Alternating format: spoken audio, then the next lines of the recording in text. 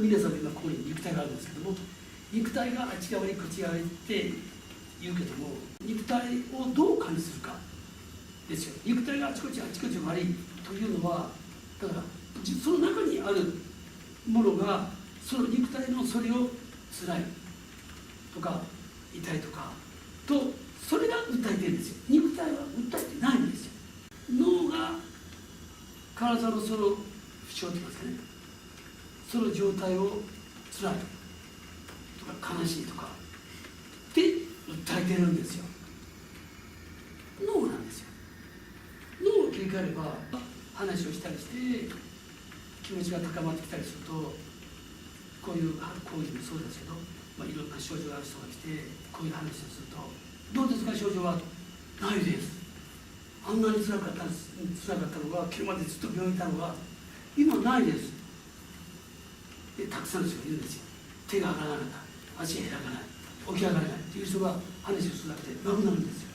肉体がそうなるのは生まれながらそうなってる人もいる。途中で交通事故で後遺症になる人もいる。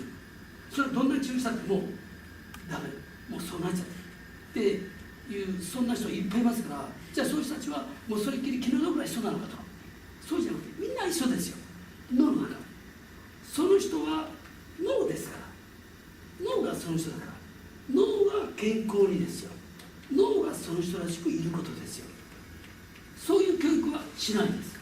それが今の教育は一つの形、これが正しい、間違ってるということを教えますから、だからこれが一つの型であって、それが全部間違ってる、だから全部異常です。だからこういうのは駆逐するか、あるいは強制するか、手術するかっていうふうに考えるんです。だから医療もそういう形で考えるんです。医療はそういう教育を受けてますから、そういう異常と考えた人間を手術で強制しようと。強制する理由も何もないんです。それは理由があってそうなってるわけですから、それがどうしてもこれが正しいと考えると、自分はこれが正しいのにこれが正しいと考えると、本来の自分でないものを正しいと脳がそれ考えるから、無理やりにそれが正しいと思って一生懸命やろうとするんですよ。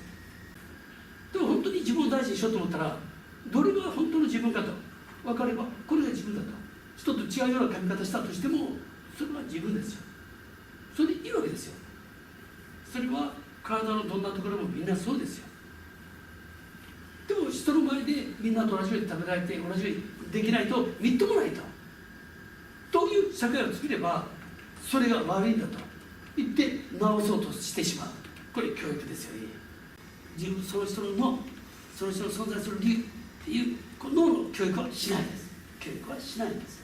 だからこれは自分で育てる気がないんですよ。これが本来の自分ですから、それをつかみましょうっていうのが自分研究という意味なんですよ。それをやってるんです。